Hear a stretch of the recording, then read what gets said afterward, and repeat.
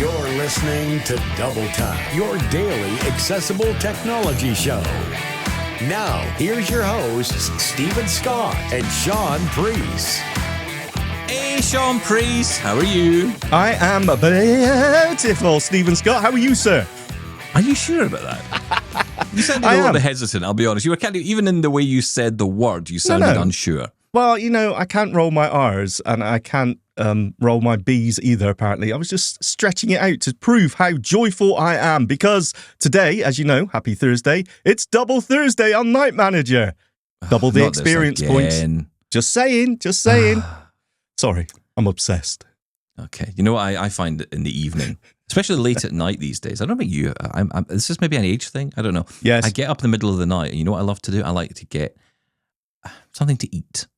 I get a bit peckish at night. Of course. And, you know, I was thinking the other night, you know, what could I have? And, hang on a minute. Hang on. That's not right. That's not right. No, you're so right. That is not right. Steven Scott, we don't do politics here. We're not touching that. Let me just say. What on earth was that about? I mean, come on. It's other people I are thought terrible Springfield monsters. was about the Simpsons. I mean, suddenly they're eating dogs. I feel for Santa's little helper. That's what I feel for. Okay, that's not true. It's not happening. Nobody worry. Everything's Has the fine. Simpsons predicted this? Because that's how I basically work out all my everything. events. Yes, anything that happens, Nor, I go back to the library of the Simpsons and say, did they predict this happening? And if they did, then I know it's true. Well, I will say this, Steven Scott. Chickens can be pets too. All right? I'm just saying. I'm pointing the finger back at you.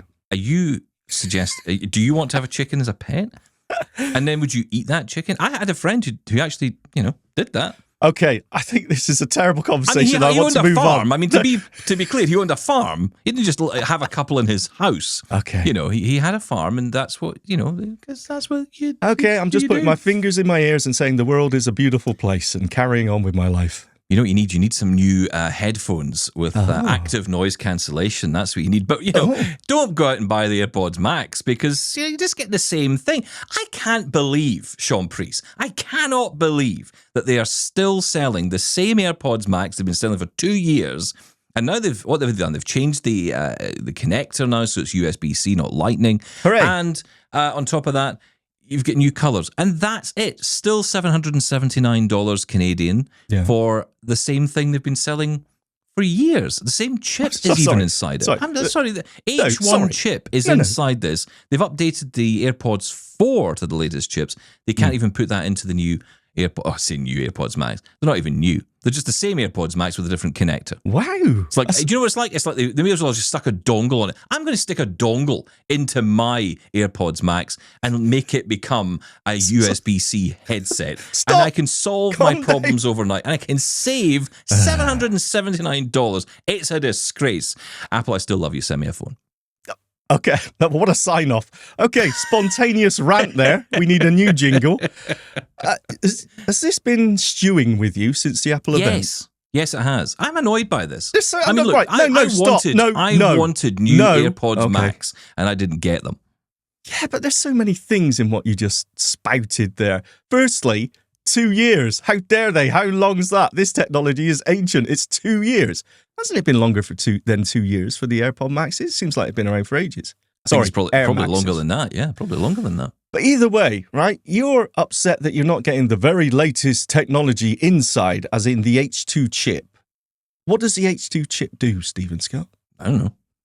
So why do you want it so much? Bigger number means better than the H1. It may not be applicable to the Air Maxes. I mean, maybe the H2 in the AirPods is there because it's more power efficient. Maybe it's to do with the nodding, yes or no. Maybe it's to do with processing that. Who knows? Maybe it doesn't need to be in the... You do not want head gesture. So this head gesture thing, which is pretty cool, right? So in the AirPods Pro 2, I see some people getting the update now.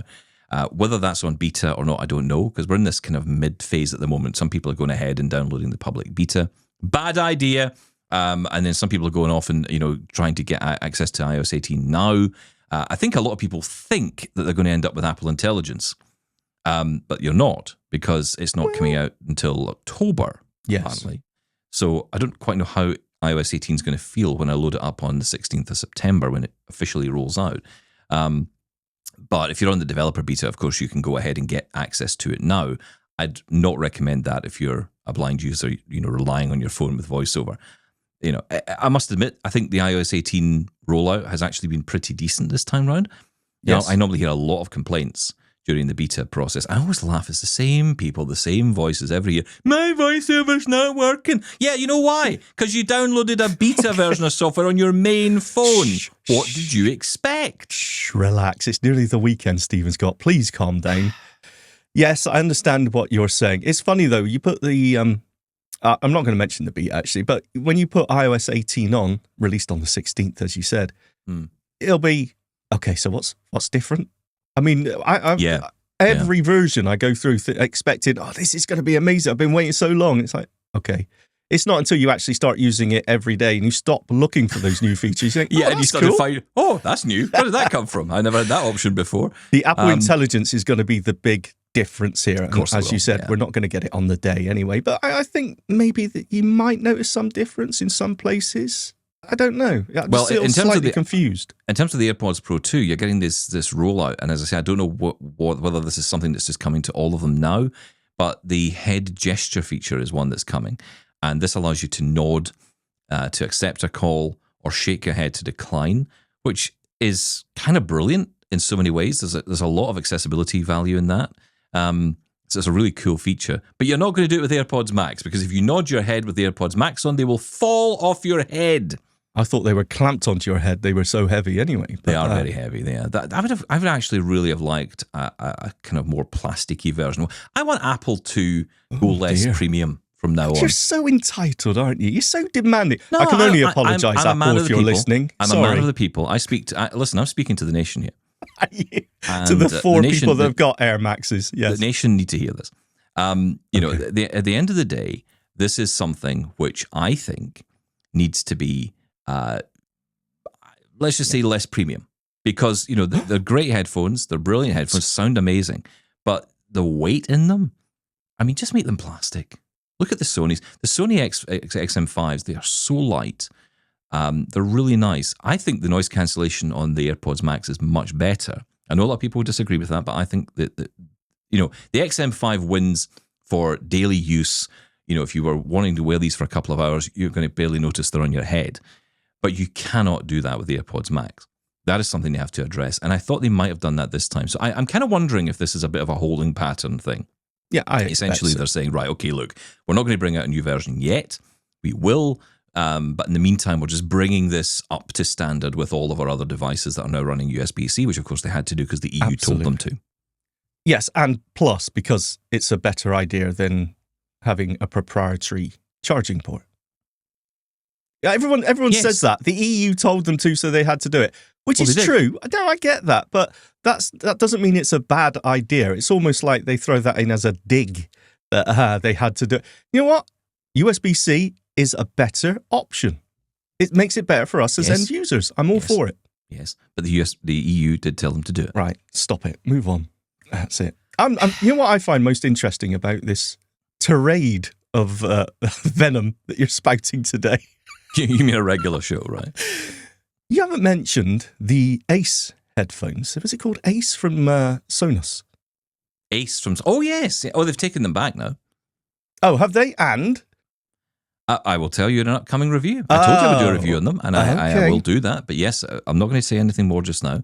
I will also say, and I think this is where you're going here, I've seen a lot of upset from people about the app because it seems to be not brilliant again. I think there's been a few issues again with it. So, it seems to be all kinds of stories going on around about that. I can't keep up. This is a problem now. You could do a review about an app. I mean, we want to do App of the Week, right? But sometimes I feel you could talk about an app and say how wonderful it is, and the next day they get an update and it kills it. I had a whole thing written about the Meta glasses and setting them up and how great it was and how accessible the app was, and this is such a nice experience. And then there's unlabeled buttons in the latest update, and then WhatsApp isn't working. It's like, well, okay, I know. I'll put that aside until they fix it. It's important. We need App of the Minute. That's what we need. Based on this moment in time, but, an update could appear at 2 p.m. this afternoon that kills the whole thing. I know, it's just ridiculous. There's been reports that Sonos are actually rolling back on the Ace headphones because of sales for one thing, but also that the new app is causing issues in new devices they want to roll out as well. So I haven't read that. Okay. The app isn't just affecting us as end users; it's also affecting themselves. It just shows the importance of getting that structure right on an app. Yeah, they failed miserably on this app, didn't they? On every level. I mean, I know from our perspective we talk about accessibility, but it seems like it had a much wider problem. And there was talk of them apparently rolling back to the old app, but then I don't think they can do that either. Goodness me. Yeah. What a mess. But okay, well, we shall see what happens. Speaking of apps, actually, remember to send in your contributions for App of the Week. Lots of you are getting in touch with your ideas, some brilliant suggestions. We'll get back into that tomorrow, and we'll hear another of your suggestions for App of the Week. There's one that I was kind of following with interest, Reader, which is REEDER, so a double E, which is a new app that allows... It's actually an update on an older app. They've rewritten it completely, which, again, makes us all nervous. But basically, this is an app which combines all of your RSS feeds, but this new one allows you to add in podcasts, allows you to add in YouTube channels, all within the one simple interface, and it syncs across iCloud and means you can use it on your Mac and on your iPhone. Sounds quite good. Initial test was it was fairly accessible on the home screen. Once you got to settings, a lot of unlabeled buttons in there. And these settings are related to the layout, which didn't matter as much on the iPhone, but on the Mac it really did make a difference. And the same unlabeled buttons were there. So I'm guessing they're using the same code across both apps because the same unlabeled issues were still there across both. Now, this made me think about a project we talked about earlier this year called Project Tapestry. Do you remember this? Oh, of course, yes. Combining all the social media, apart from the main ones. That was the trouble for me.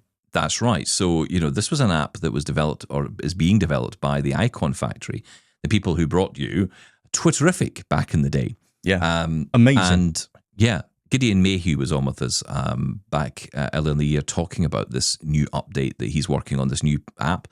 And I was just checking in this morning on the Kickstarter because it had all gone very quiet. And I've reached out to Gideon as well. I want to get an update on where we're at with it. But in the meantime, I looked at the Kickstarter and it seems it's doing very well. It's got enough funding now to go ahead and be built. And there's a kind of final round of funding, which I think they need an extra 25k to get them up to the point of making native macOS support as well. So they're not far off. I think they've got nearly 200k already. So they have the money. They were looking for 100, and they seem to be closer to 175 at the minute. So I think they're not far to go to get up to the 200 There's a lot of interest in this, right? So So the basic, if I understand and remember this correctly, it was the almost one app to access multiple social media platforms, right? And RSS feeds. And RSS feeds. I think the majority of our listeners have no idea what RSS feeds are. I hear about them all the time. I still don't quite understand them. Well, those of us who are young enough or old enough to remember the good old days of the internet, RSS feeds are brilliant. Essentially just a very simple feed of information. Instead of going to a website and navigating it by heading or whatever else, you pull up a feed, which is every article is essentially placed into that feed so that you can easily access the articles. And of course, lots of services use them. Very popular, of course, I'm using Lisi on the Windows side, and it pulls up RSS feeds all the time. You can use them for news. You can use them for podcasts. You can even get RSS feeds from Mastodon as well, which is one of the benefits there. Because essentially, and Project Tapestry says in its marketing that really it has to and can only pull in content that is from publicly available feeds. So things like Facebook, Instagram, X, you cannot get that feed from there. So you can't follow someone from X, for example. There's an account you always follow. You can't find that, and you can't pull it into Project Tapestry at this point. But that would be the case for any app at this Of course it would, but isn't that a major limitation? Well, I don't know. I'm finding a lot of the, maybe I'm looking at this personally, but a lot of the people I follow and are interested in are on Mastodon now. And news feeds, again, if you can't, this is where I think, if you can't access the feed from, say, X, let's say CNN, right? I want to follow CNN's news coverage or follow breaking news or whatever. And let's just say I've chosen CNN. I might follow them, and I would have years ago been using X for that. I would just follow them there. And then when anything breaks, it's going to appear immediately in that feed. But if I want to get that into Project Tapestry or any other app, which pulls in RSS feeds, then I would have a challenge. So I can use RSS for that, and I can use its feed. So essentially, whenever a new article is posted, yes, it will go to X, and yes, it will go to social media, but it will also appear in the RSS feed. And that allows me to get access to that in that app. Now, I would say, well, why don't you just use an RSS reader anyway? Because things, as you mentioned, Mastodon does have an RSS feed natively anyway, so you could pull that into something like Leary or any RSS and I'm reader. doing that, doing that But just now. I suppose the difference here would be that you couldn't post back, and you can from Project Tapestry. Well, I don't know, because this was interesting, right? I was kind of thinking that as well when it came out, or was talked about. But apparently, no, this is more about observing your social media And this is just an RSS content. reader. I'm confused. Yes, but it can We pull need in Gideon those back. feeds. Yeah, but well, if you'd listened to the original interview, you know this. I've forgotten. I'm an old man. I've forgotten.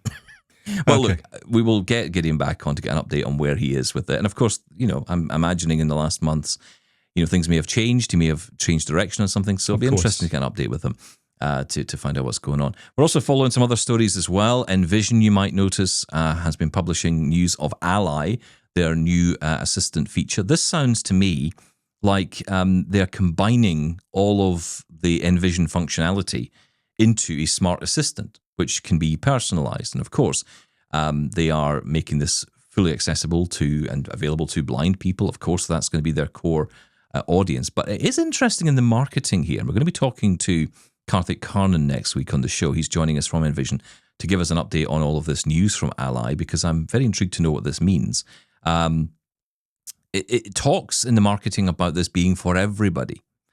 I've got to say, not just, at the heart of it for blind people, of course, and it will be accessible to blind people, all that, but it will also be for everybody. And I think that's an important message to put out there, because like I've said before, if you can mainstream something that is an accessibility tool and then everyone can benefit from it, you secure its future more long-term. You potentially, if there is a subscription model, you might bring that cost down as well, because you're not looking at a particular niche group of people to sell it to. You're essentially, exactly, you're selling it to a much wider potential audience. So I think this is a really smart move by Envision, securing the future of what they're doing, but also developing a useful AI assistant. I haven't used this yet. I'm ashamed to say. I haven't. I was slightly confused. I think it's in beta at the moment, so I guess it's a but this was announced a while ago, Envision Assistant. I think I saw it first on AppleVis way back,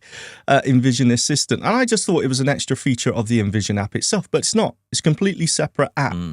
And I think that that's what's happening here, is that we're going to see them merge together. But I've heard a lot of exciting things about Envision Assistant, in that basically they've taken the guide rails off AI. I mean, all this, I'm sorry, I cannot give medical or health advice, or I cannot describe the person's appearance. Yeah. All that has gone. Now, this is still, as you mentioned, in beta, and it may be put back in place. But right now, I'm hearing great things about it. People are loving it. Well, listen, I think what they do is amazing. And I really want to hear more about this Ally feature.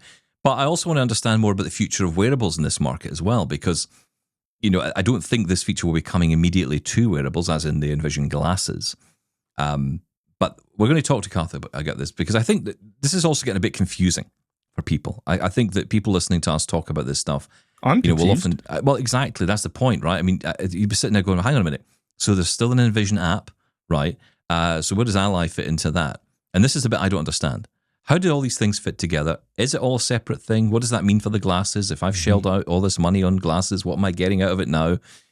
How does this fit into the upgrade program that we keep hearing about, which I've not heard much about at all from Envision? Remember this yearly cost to get new features? I'm a bit confused as to how it all works. So I think we need some clarity for our audience and for my own sanity as well.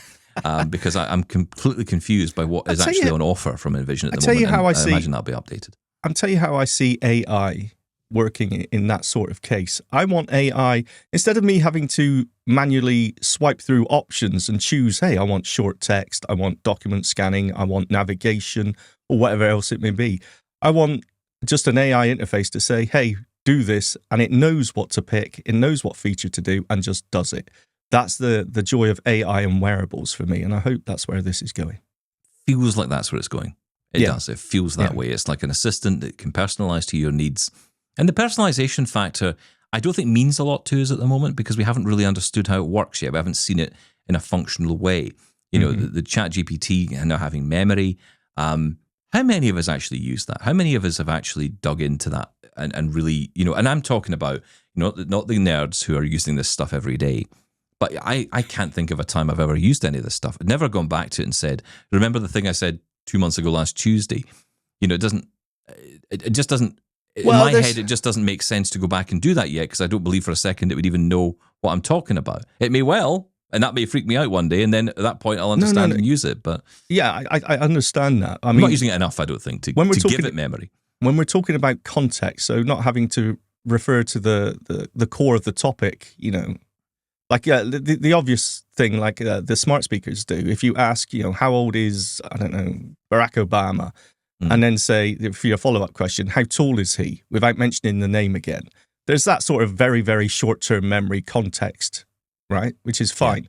But in our case, I don't want to have to say every time I'm blind, I'm using a screen reader called NVDA, I'm using Windows.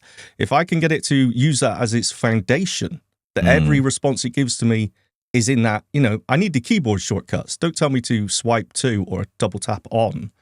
Give me the keyboard shortcuts for anything that you're telling me to do. That is important. Now, that might not necessarily be context memory. That's more of a profile. Remember who I am. So, but yeah, I think it's going to be cool. Yeah, I like the sound of that. Right, look, it's time to get to these. Email. We get emails. We get your email every day. Every day. Here's your mail today. I did that away from the mic. You'll be happy to hear. Thank you. That's good to know. I'm considerate. That's the first time for everything. Right, let's get to some of your messages. And we're going to kick off with Darren, who's got in touch with us. You might remember that we had Kaitlyn on recently talking about the Zeitgeist 2. Remember that little device that's like the talking clock, but it's got like, you know, all kinds of functionality in it. Yeah. Well, here's Darren to respond to that. Hi, this is Darren from Bexley in Kent. Just heard your demo of the Zeitgeist 2. I've just checked on Computer Room Services website in the UK. I believe they're the only place in the UK you can get it, as far as I know at the moment, but I could be wrong. With VAT, it's £234. Without VAT, which will be applicable to blind people, it's £195. I've had one of these for quite a while. I would say I can get a good 4 to 6 months on one charge. Wow. Obviously, it depends on how much you use the thing. But if you're thinking of getting one, Shaun, or anyone, I would say go for it. The only thing I would say is it isn't made of metal, it's made of plastic. So it does have a display on there as well. It doesn't come with a carry case, but it comes with a lanyard. Hooray. So it resembles, I would say, a talking key ring. That's what I would say it looks like. But functionality of it, you can't really fault. As I say, I've had mine for quite a while and I haven't had any issues with it, and the battery life is good. And it's GPS controlled as well, so every now and then you need to do a GPS reset to make sure it's absolutely accurate. But you only need to do that every couple of months or so. It's not essential, but I would say it's the best thing to do. But the battery is very good. The voice recorder is very good. And having that haptic feedback for telling the time in certain situations is very good. It took me a long time to get used to that, actually, but now it's fine. Until next time, this is Darren saying bye for now. I hope some of you get the Zeitgeist too, because it's worth it. Thank you. Bye. Thank you, Darren. Appreciate it. I don't. Yeah. You don't? I don't appreciate it, Darren. Okay. Well, what Darren's doing there, really not nice. He's making me hate myself. Because you know what I'm going to say, Steven Scott, don't you? I fear I do. That's a lot of money. It's always a lot of money. I know. Look, I get it. What is in this world that isn't? Have you tried buying milk recently? What? Sorry, are we doing the pint of milk? I don't know what real world prices are at the moment. I'm a celebrity. £100 for a pint of milk nowadays. Did you not know that? No, look, I love... some parts of the world, they are reducing themselves to no, new they are sources not. of food. Don't start. That's not true. Kyler did an amazing review of that. Is that up on the website yet, Stephen Scott? Coming soon. Okay, coming soon. It will be. I'm a very busy guy. Look, this is on video now. It's on. How much time do you think I've got? I'm going to put you in charge of the website. I'm not That'll be interesting. You. Yeah, nothing will go up if you put me in charge. We'll put it on the website. It was an amazing review, and I was quite impressed. We will put it on the website. Okay, you will. See where you're going with that. Yeah. Mm-hmm. I was very impressed with it, and that's exactly what I imagined it to be, as in a key fob, a talking key fob, but with far more functionality than anything else I've seen before. So I totally understand it. Amazing. But £230. Do you know, I must admit, I listened to Kyla's demo and I think it's great. I kind of wished my Apple Watch could do all this stuff. Do you know what I mean? It's got all the capability in there. It's got everything in it. Well, it can. Yeah, I know, but it's like, it just doesn't feel, I don't know, maybe it's just I haven't broken the barrier with the Apple Watch yet, but every time I put it on, I always think, there's all the things I'd love to do with this watch, but I just end up picking up my phone. And I feel I'd be the same with the Zeitgeist too. Yeah, but look, I get all the benefits of it. Totally easy to use, so portable, 6 months on one charge. I mean, that's great. Yeah, fantastic. I kind of want to say make it 50 quid and I'll have it. Oh, God, I hate myself. I am so sorry, Darren. It's not selling enough to be able to justify that cost. That's the problem. Yeah, we always come back to this point. I know, and that's why I say I hate myself, because it's not really a valid point. It's okay. Look, I understand. I'm sorry. And also, we hate you too, so it's fine. I'm so sorry. It's fine. Carry on. Thank you, Darren. Okay, let's move on. Thank you, Darren. Let's move on to... I don't hate you, by the way, because people will email in things they will. I hate you. I don't hate you. He does. I just dislike you. Right, moving on to Sarah. Hi guys, I hope you're doing great. I just wanted to say I love the show. It's my favourite podcast and you guys always keep me company when I'm heading home after a long day at work, which is awesome. So thanks for that. After listening to the podcasts where you talked about the Made by Google event and after reflecting on whether you'd have preferred starting with Android, I've been thinking about it. I've been using iPhones since 2010 and every now and then I test out some Android devices. I stay with Android for a few months, but I always end up going back to iPhone. I've tried both Samsung and Google Pixel, and I gave the Pixel 8 Pro a shot for a while, but now I'm back with my iPhone 15. When it comes to this topic, I think Android is a very open system with a ton of cool features. Google Assistant is seriously impressive, especially with all the AI now. What makes me return to the iPhone is Android's screen reader, TalkBack. I know there are alternatives to TalkBack, but I just don't feel comfortable installing a screen reader that's not from the Google Play Store and asks for so many permissions. It's a really personal preference, so I'm focusing just on TalkBack here. I think TalkBack has improved a lot from where it was a few years ago, but there are still things that, for my needs, make it hard to use the Pixel or Samsung as my daily phone. This is just my experience, of course, and I'm not trying to say anything negative about Android. Both systems, Android and iOS, are far from perfect. What I like about Android, almost everything is customizable. The Assistant is better on Android. Managing files on my phone is easier. The integration with my Windows PC is fantastic. What I don't like about Android, TalkBack can be a bit slow and frustrating, especially if you're coming from an iPhone with VoiceOver. Selecting text on the web is difficult, if not impossible, for me. Typing with TalkBack on the QWERTY keyboard is just bad. It's super slow. The Braille keyboard is fine, but when I'm on the go, I prefer QWERTY, and it's not great on Android. Editing text is also more challenging on Android compared to iPhone. It's harder to navigate and make changes efficiently. Dictation doesn't work well for me, although others have said it works fine on Android. I don't know why, but it's never been smooth for me. The voices available for TalkBack feel lower quality, in my opinion. When I enter my passcode, there's always at least one digit that doesn't register, and I have to do it all over again. I use a smartwatch, but my experience with Samsung or Pixel watches has been really disappointing. The screen reader is too slow, and it's just not compatible to the Apple Watch. I recently tested the Samsung Galaxy Watch 7, and while the screen reader is a little faster, it's still nowhere near as good as the Apple Watch. It just doesn't feel comfortable to use. In summary, I like Android, and I think it's an amazing system, but for my personal needs, it's just not the phone I can use for work and daily life. If I weren't blind, I'd probably go with Android because all my issues are related to the screen reader, But I need a phone that's fast and efficient to use, and with Android, I just don't get that. Hopefully this changes in the near future. The reason I'm sharing this is because after hearing you guys talk about Google's last event and one of you thinking you might have enjoyed starting with Android, it got me thinking, I really don't want to cause any bad feelings about Android though. I actually like the system. This is just my opinion and my experience. As for the Made by Google event, I thought it was awesome. I'm really into AI and I loved the demos. It's crazy what's going to be possible soon, and I kind of wish some of that tech could make its way to iPhone. I guess I'll just have to wait for Apple Intelligence, which looks promising too. But honestly, I feel like Apple could have done demos like Google did. Last week, I tested Apple Intelligence on an iPad and I was pretty impressed. I really enjoyed what was said in Apple's last event about Apple Intelligence, and I'm really, really, really excited to start using it in my daily life.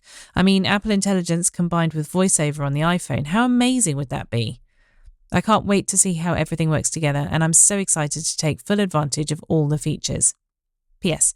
I'm really looking forward to the next season of Double Tap. I'm also super excited about the possibility of you guys creating a channel on WhatsApp where we could send our demos and messages. That would be perfect. Congratulations on another season. Double Tap is truly wonderful and you guys really deserve it. P.P.S. Here's a fun little story for you. Yesterday, I was wearing my pink Ray-Ban Meta smart glasses and using Meta AI. I asked, "Hey Meta, what am I looking at?" Someone responded, "Oh, you're looking at a bus." I laughed so hard, and then I pointed to the glasses, which made the person I was talking to laugh too. They got really curious about the AI and the glasses. It was a great moment of fun and curiosity. Take care, Sarah von Glaschnab. Oh, Sarah, thank you so much. That was a brilliant email. And thank you for your kind words. Really, thank you for that. I don't know what to say about the Android statements. I can't argue against anything there. And it's a very personal thing. You know what's difficult here when we talk about this is using comfort as a metric. Because it's so personal, right? I feel comfortable on iOS. As we've said many times before, but that's because I've started on it. That's what I use as the benchmark. Hey, this works differently to how I do it on my iPhone, therefore it's worse. And using comfort, and I totally get it. I've had exactly the same experience on trying to enter a PIN code to unlock my phone. Sometimes it'll work perfectly, and other times it seems like, I'm on the number, now activate, and it doesn't work so well, and I struggle, and I feel uncomfortable there. But maybe if I started there, I wouldn't. You know, it's a difficult thing to quantify how comfortable you feel when using technology.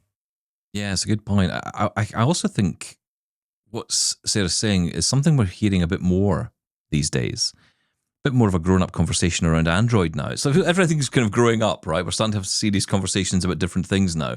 And with TalkBack, it seems that some Android people, aren't loving TalkBack.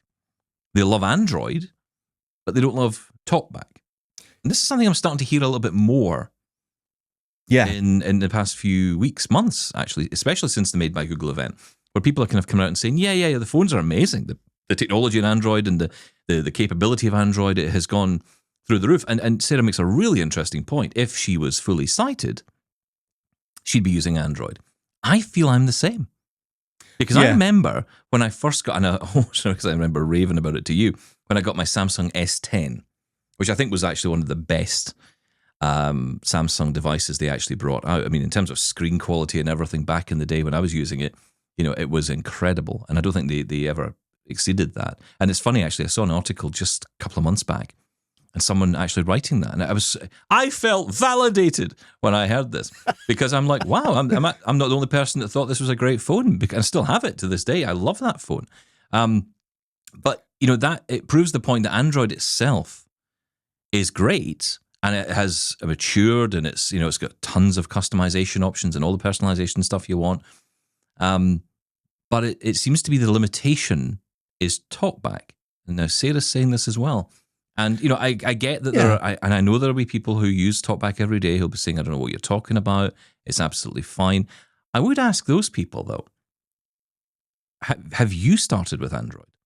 Because I think, like you say, it's all from where you began, right? If you've only known one thing. That's what you use as the standard. There's people who might have only ever used the Blind Shell Classic. Yes. As a speaking phone. I'd think that's perfectly fine and would never think for a second there's anything weird or faster or different about iOS. So I think it's just what you. I think it's like you say, it's what you know. I think you're right, though. I think that's a very important point as well. It does seem like we've sort of matured as in being so defensive that the iPhone is better. No, the Android system is better. And now we are having that conversation. You know what? We can recognize that, hey, there's some problems with voiceover, with focus jumping about. There's some problems with Android, maybe in some sort of Braille support here and there. And I think we're just, as a community, I think we've sort of grown past. I hope so. I say that, and I'll go on Facebook later, and someone will be saying, "No, the iPhone's great." Oh, there's always going to be that argument. That's the forever argument. Do you know what? I do have a slight worry. Sorry, I know I'm going on here, but I was in an Uber the other day, and obviously the whole blind conversation came up, and he was saying he's got a blind friend, and he's saving up to get an iPhone so he can use his smartphone, but he has an Android phone at the minute. But the perception was that the iPhone was the phone for the blind. Sorry. And I had to say, but no, wait, you've got Android. He's got an Android phone already. It's got a screen reader on it. You can use that fine if you're blind. And he knows that if he knows Android, that'd be a much better place to start. Well, the point is, it's what he's got. He doesn't have to say. It's what he knows as well, right? He knows the layout. Yeah, exactly. But I mean, the point was that all of a sudden, even to someone outside of the community, if you're blind, it's got to be the iPhone. I find that really interesting. I'd love to know where he got that from. Yeah. Where did that idea come from? I mean, maybe I think he mentioned a show called Double Tap. That he did he mention me by name? Or right, okay. Because, Apple obviously put it into their marketing, but so did Google. And look, you and I know, because we've had the conversation with Google's accessibility team, how, frustrated they are at times. That people just don't seem to know about the capability. And not specifically this, but just generally. The accessibility functionality that is within their devices, people who are blown away. I remember Mark Aflalo telling me a great story about him being at an event he was covering for AMI, and it was a room full of ophthalmologists who were, absolutely agog when they learned about Be My Eyes. None of them had heard about it. And again, it's partly because if you're not speaking to and, dealing with blind people every day and talking to them, then you won't know about these things. That's why, actually, this is why what we do is so important, I think, here, because we don't just talk. We talk as blind people about the issues that we face, the challenges we face, but the technology we use as well. And I hope that kind of permeates that, because then there's people who listen to this conversation, and that's why, when we were suggested to as we moved to YouTube, I thought, at first I wasn't so sure, but then I thought this is actually a great opportunity for us to kind of speak out to people who would not normally ever hear these conversations. Yeah. No, you're right. And I think that's really important because, everybody else does it now. And I think, well, why not? Why shouldn't we be doing this as well? We should be, talking about the fact that, we use this stuff, like Be My Eyes, like whatever. And that, these systems, the amount of people I meet who just cannot, almost every day I meet someone. I could easily every day meet someone who has never heard of an iPhone being accessible or an Android phone being accessible. But it is interesting that takeaway that driver had. That's very interesting. See, I wouldn't have known that because I have my Uber driver in silent mode. Yeah, I've noticed that. I've got to say as well, I've used Uber for the first time and I'm loving it. Well done. And it was okay? It was fine. Absolutely perfect. So I chose the assist ride. Now, I assumed, to be honest, I wasn't sure because I just thought, is that just focused on wheelchair accessibility? But then at the same time, I thought, you know what? I may need assistance finding the entrance to the building. So maybe it's fairer just to book the assist anyway. And I did. And absolutely fantastic. Came out, got me, took me to the car. Great getting there. Great taking me to the entrance. No bother at all. Wow. I will use it every single time. And this is from my previous experience why I haven't used Uber in the longest time, because the 4 or 5 times I tried to book one when it was first released, they cancelled. It said your ride has arrived, and then it said cancelled, and I could hear them drive off. I could only assume, a little bit paranoid maybe, but I thought they saw the white stick and said, nah, not for me. I don't know. I'm assuming there. I don't know. I often think as well sometimes these drivers, they're a little bit robotic, some of them, in the way they act. Because I find this with Uber generally, and I think it's a society shift in some ways. You know, a lot of people who order these cars will very rarely open their mouths and speak. I remember once where I used to work, there was, you know, an endless parade of these Uber cars that would turn up and take people. And at no point when I was standing waiting for a taxi myself, I'd ever hear a word of hello or, you know, is this the car for? You know, it's just people staring at apps, you know, getting into a car and then the car going away. It was like there was no communication at all because in essence, that was the thing about Uber. It kind of stopped the need for communication. You didn't have to get in the car and say, I remember the first time I got in one and I say, now, do you know where you're going? And he's like, yeah, it's in the app. And I'm like, yeah, but I didn't tell you. And how do you know it's in the app? And he's like, oh, because I've got it here. And I had no idea, right? It was like some alien had landed from another Steven Scott. planet. I bet he wishes he could put you on mute. He wanted to put me on silent mode. Absolutely. But I thought it was great. I'm so impressed by it. I'm so happy with it. Yeah. Well, when I'm traveling anywhere in the world, I just love the fact I can use the same app. Yeah. It doesn't matter where I am in the world, whether it's Vienna or New York or Toronto, it doesn't matter what city I'm in. It doesn't matter. I can use the same app and I can get access to information. I love the arrival detail. I love the information as you travel. I remember being in Amsterdam and I was obviously, you know, it's a very popular place for cyclists, which made it interesting. And, you know, getting out of the car, it would tell me, you know, be careful opening the door on the right side because you're on a cycle path. Yeah, it told me that. I just put the phone away as soon as I got in the car. No, I had the AirPods in and all the way through it was telling me information about the journey, where I was going to, how long it would take me to get there. I had voice 5 minutes away. Yes. Well, I mean, I was just using the Uber app for that and it was giving me all this extra info. I did not know this is just that. information popping up on the home screen, right? It was just notifications popping up, but it was useful info. Let me tell you how impressed I was, Steven Scott. Not only did I rate the driver 5 stars, both of them, I also left a tip. Breaking news. Yeah, they said that's okay to use it there. That is breaking news. Shaun spent money. Wow, so that's good. Impressive. Okay, look, let's move on with the emails because we get so many, and you know we're being neglectful here of the inbox, so this is not good. I want to hear from Mark, who wants to join us to talk about the hoo-ha around X and Twitter. Hello, Double Tappers.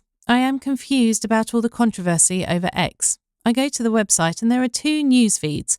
One is For You and the second is Following. The first gives you content based on an algorithm and the second is only people or organisations you follow. I tend to spend most of my time on the Following tab and I receive only a handful of inserted tweets from advertisers. If there is somebody that is saying something I don't like, I simply unfollow them. If I never go to the For You tab, I will never hear the noise coming from crazy people and bots. Am I missing something? Keep tapping, Mark on Miami Beach. Thank you, Mark. Chilling out on Miami Beach as always. Actually on the beach. Yes. Yeah, I not this again. No, look, I get it. I mean, I think that, you know, you can choose to listen to the noise. And it's not the same, but Mastodon have these timelines, these kind of federation timelines. I still don't really understand it, but you've got like a local timeline for the instance you're on, and then you've got like a national timeline and an international and an intergalactic timeline or whatever it is. And that's all well and good. And you can kind of choose what you know, essentially who's on your server. Essentially you can listen to, or you can, you know, get a kind of more broad view of what's being said on Mastodon. And I guess that's a little bit, it's not the same, but it's similar to what you're getting with X now, where you can, as you say, get the different feeds.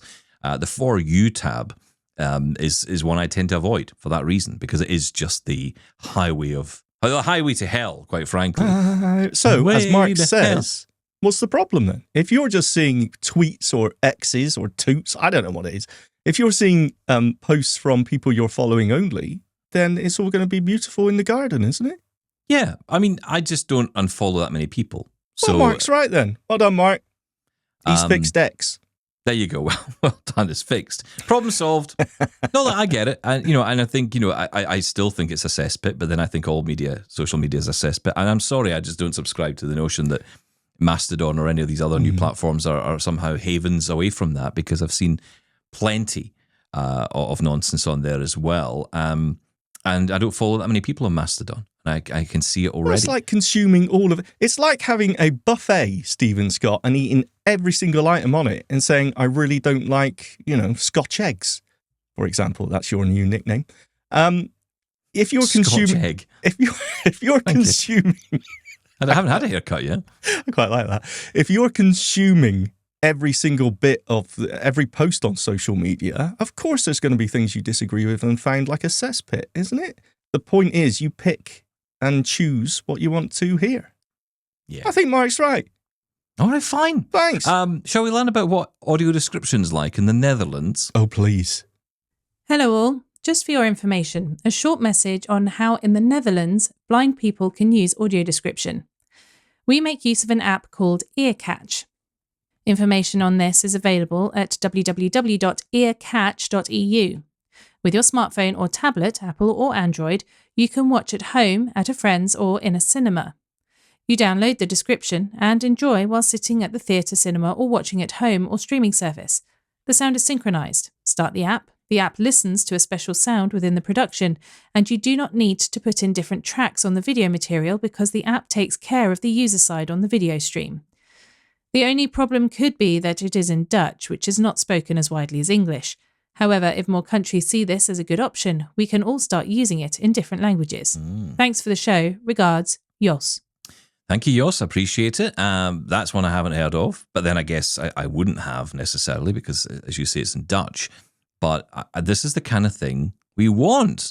And there was that project, if you remember, in the States. The name, I want to say ActiveView, but... Yeah, I think you're right, yes. Like that. And Disney had a similar thing for their programming as well. This is the answer. I'm sorry, this is the best way that audio description could be delivered. Agreed. And yet it's never taken off. We've seen glimpses of it and here and there. EarCatch sounds fantastic. This should be it.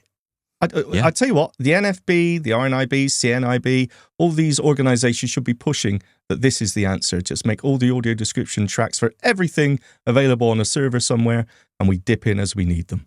Yeah, well, why are these organizations not pushing this? Why are they pushing other nonsense like, what words you use? Stop all that nonsense. Get on with something useful. Do something useful and actually get this kind of... No, I'm sorry, but, sitting whining on about, don't use this word because you'll upset someone in France. I don't care. I don't care about that rubbish. I care about this kind of thing because this stuff matters. Getting access... When I go to the cinema, there's 3 or 4 movies out right now that I'd love to go see, but I am just not going through the hassle, quite frankly. So, everyone talks, what does the NFB say, live the life you want? Well, I'd like to. Thank you very much. I'd love to. But could I perhaps, do that whenever I want? Is that possible? Because at the moment, it's not really a thing. Because I go to the cinema, I can't, I'm going to have someone tell me I can't use or visually impaired and also not enjoy my film with audio description. Great. Can't wait for that. We've given broadcasters and studios enough time to put the audio description workflow in place, and they failed. They haven't done it. Still on-demand services over here, not audio described. You know what? Let's take it out of their hands. Let's take it back in ours. And you need to make the audio description tracks available to us at source. Someone will claim this as their idea at some point, and I don't frankly care if they do or not, as long as something gets done about it. But we need a Marrakesh Treaty approach to audio description. So the Marrakesh Treaty was brought in with this idea of essentially enabling access to books across borders. So if a book was recorded in the US, it would be available across the world. It didn't have to be re-recorded again in the UK, for example, which is kind of what had to happen for a long time. The Marrakesh Treaty broke that down. Now, it's not perfect, and it's not fully enacted everywhere, and not everyone's following it to the rule, but it's better than where we were. We have more access to books now than ever. So it's the right path that we're on with that. You need somewhere to begin, and unfortunately, regulation is the only way it's going to happen. Yep. If we look at audio description in the UK alone, just because that's where we live, in the UK alone, the number of programs now that have audio description is immense from channels, way beyond the 20% requirement. Yep. Now, that's partly driven by the fact that, TV networks repeat a lot of shows so they can report higher numbers of audio described programming. Yes. But essentially, it's just the same show that was on last week repeated again. So you've kind of said one program equals 2 now. But the point is that the more we get with audio description, the better, right? But that would only happen with regulation. Now, people have argued this with me over the years, and they say, well, how do you know that? Well, I do know because on-demand, up until last year, had no regulation. So on-demand programming had no requirement to have it audio described and available with audio description. Now, what's the number currently across pretty much all the networks? In the UK, we're talking 9% programming available. 9% of all programs available with audio description. Now, here's the thing. I would bet that of all the programs available, about 50 to 60% of those probably have audio description, maybe even more, right? So I'm maybe being very conservative here to say 60% are actually audio described. But available with audio description, that's different. That's at 9%. That's the facts. Yeah. That what that means is that the audio description is available, but we can't access it. We can't get to it because it has not been made available to us. Or you have networks that will put the program up there with audio description, and then over time, the audio description version disappears. Yes, that's right. Yeah. But the program remains. And until we essentially staple the two together in the way that we do with subtitles and captioning, and, for all the talk, for all the yap about, accessibility and, accessibility is everything to us. And I read these accessibility statements. We stand up for blind people and we stand up for disabled people. Yeah, do you know what? Prove it. Prove it. All right. God, blimey. Yes. Honestly, it does my head in, Shaun. No, I it think really you're right. does. Because the you're amount right. of times I sit down and watch a movie and I think, that sounds quite nice. Has it got audio description? No. Yeah. Or maybe it does, but another provider. So maybe it's free on the provider I have access to, the show I can watch as part of my subscription, but it doesn't have audio description. But then I maybe have to buy it somewhere else where it does have audio description. Oh, but wait, that's only in the US, it's not in the UK. Or Yes. they've had to redo it in the UK, which means it's not quite as good as the one in the US. So I suddenly have to make a choice. And I'm sorry, this is just nonsense. We've tried the The work carrot is and being stick approach, But, and do you know it's what? not worked. I keep saying this, but you know what really gets me is the work has been done.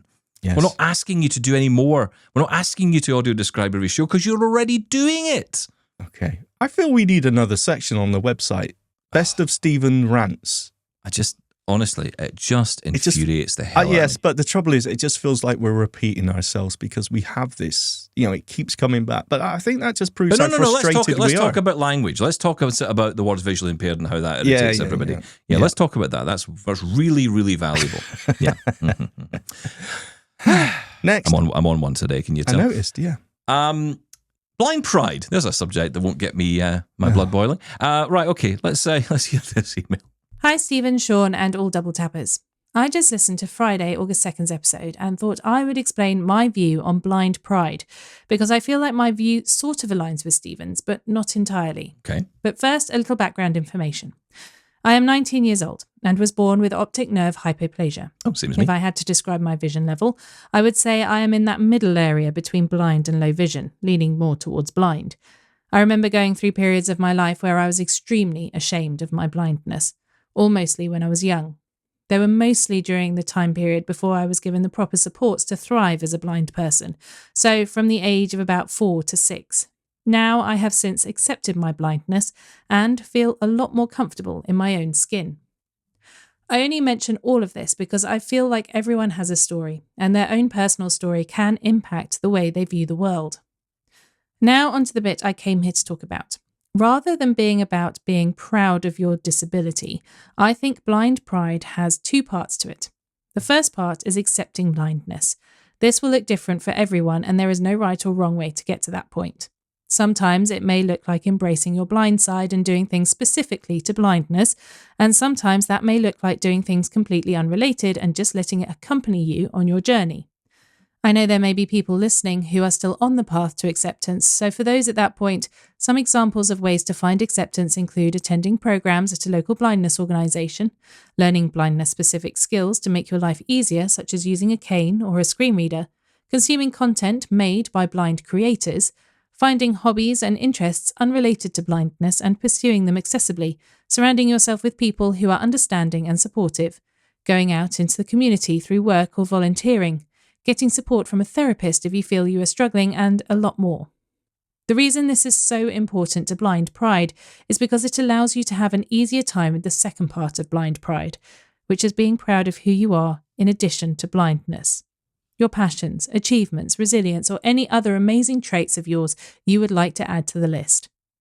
The world has thrown barriers in our way left and right, and despite that, we are still people who have amazing qualities, and I think blind pride involves being proud of those things about yourself and acknowledging that you are still all of those things, blindness or not. It is also important to say, even if you are at the point you are proud of who you are in addition to blindness, that doesn't mean everything is peachy keen all of the time. We all still have those moments where we think, man, this would be so much easier if I could see. Instead, those thoughts just don't occur as frequently. Think of it like this. Imagine life as a box with a button inside labelled as pain, and you are a little ball rolling around in the box. In the beginning stages of being blind, you are swelled up with difficult emotions. Every time you try and move around in the box, you hit the pain button. As you learn more about living a fulfilled blind life, the massive swelling in the metaphorical ball begins to go down, and you hit that pain button less and less frequently. At some point, you get down to the size you will eventually be most of the time, and you rarely hit that pain button, but it still happens the odd time, and some things, such as getting denied an opportunity due to blindness, or losing more vision, may cause you to swell again, hitting that pain button more. But you will eventually get back to where you were before the big event. This was adapted from the ball and the box story used to explain grief, but I think it applies to more than that.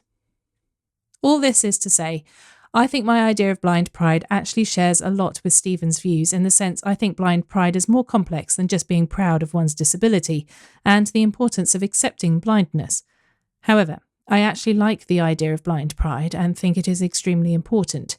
I also don't think pride and shame are one or the other, and they exist on a spectrum, much like everything in life. Thanks Steven and Shaun for giving the blind community an outlet, AMI for renewing Double Tap for another year, and Laura, or as she is affectionately known, Laura AI, for reading all of our emails. And if this ends up on the air, sorry to Laura for how long it is. Please remember to hydrate after reading, because there was a lot here. Take care, all you double tappers, and I'm looking forward to all the shenanigans to come in the next episode and beyond. All the best, Kaitlyn. Kaitlyn, I wish we'd started with that email, but we are out of time. But thank you so much for that. What a wonderful conversation that we will definitely come back to for sure. And, you know, if nothing else, we know here on Double Tap that every view is welcome. And, you know, I don't think we have to comment on that anyway. It was so intelligent, so well put. I will rant and rave as much as anyone, but, you know, always remember that's my opinion and you're entitled to yours. And if blind pride means a lot to you, then good for you. I am not denigrating that for you at all. And I really want you to understand that. But thank you, Kaitlyn. Thank you to everyone. Thank you to Laura as well for reading all these emails, yes. Amazing as she is. We are back tomorrow with more emails, and we're talking to Intel. Darren Adams, the director of accessibility, joins us to talk about their work with wayfinding and working alongside Good Maps. Another interesting episode of Double Tap to come. Thank you, Shaun. Thank you. Bye-bye.